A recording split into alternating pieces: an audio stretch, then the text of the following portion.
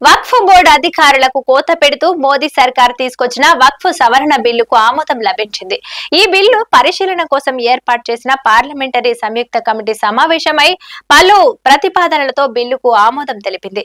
అధికార బీజేపీ నేతృత్వంలోని ఎన్డీఏ సభ్యులు ప్రతిపాదించిన మొత్తం 14 సవరణలను బీజేపీ ఆమోదించింది. విపక్షాలు సూచించిన మార్పులు తిరస్కరణకు గురయ్యాయి. కాగా వక్ఫ్ సవరణ బిల్లుకు పరిశీలన కోసం ఏర్పాటు చేసిన ప్యానెల్ కు బీజేపీ ఎంపీ జగదాంబి పాల్ చైర్మన్ గా వ్యవహరిస్తున్న విషయం తెలిసిందే. ఆయన సమక్షంలో జేపీసీ కమిటీ ఇవాళ సమావేశమైంది. విపక్ష ఎంపీలు సహా ఇతరులు మొత్తంగా 44 మార్పులు సూచించగా 14 సవరణలను కమిటీ ఆమోదించినట్లు ప్యానెల్ చైర్మన్ జగదాంబిక పాల్ వెల్లడించారు. ఈ సవరణలు చట్టాన్ని మరింత శక్తివంతంగా మారుస్తాయన్న ఆశాభావం వ్యక్తం చేశారు. కాగా ఈ 14 ప్రతిపాదనల ఆమోదానికి సంబంధించి జనవరి 29 ఓటింగ్ జరగనుంది.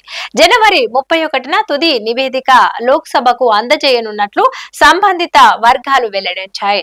కాగా ఈ నెల 24న జరిగిన వక్ఫ్ ప్యానెల్ సమావేశం రసాభాసగా సాగిన విషయం తెలిసిందే. JPC chairman Jagdambika Pal proceedings ద్వారా తమపై ఒత్తిడి తీసుకువస్తూ ఇష్టారీతిగా అజెండాను మారుస్తున్నారని ఆరోపిస్తూ ప్రతిపక్ష సభ్యులు నిరసన తెలియజేయడంతో సమావేశానికి హాజరైన 10 మంది ప్రతిపక్ష సభ్యులను ఒక రోజు పాటు సస్పెండ్ చేస్తున్నట్లు చైర్మన్ ప్రకటించారు. ప్రొసీడింగ్స్ ని ఓ ప్రహసనంగా మార్చేసిన చైర్మన్ జగదాంబిక పాల్ ప్రభుత్వ ఆదేశాల మేరకు వ్యవహరిస్తున్నారని ప్రతిపక్ష సభ్యులు జేపీసీ సమావేశంలో ఆరోపించారు. ఈ ఆరోపణలను ఖండించిన చైర్మన్ సమావేశాన్ని అడ్డుకోవటానికి సభ్యులు ఈ విధంగా వ్యవహరిస్తున్నారని ఆరోపించారు. ఇది వంటి న్యూస్ చూస్తూనే ఉండండి T10.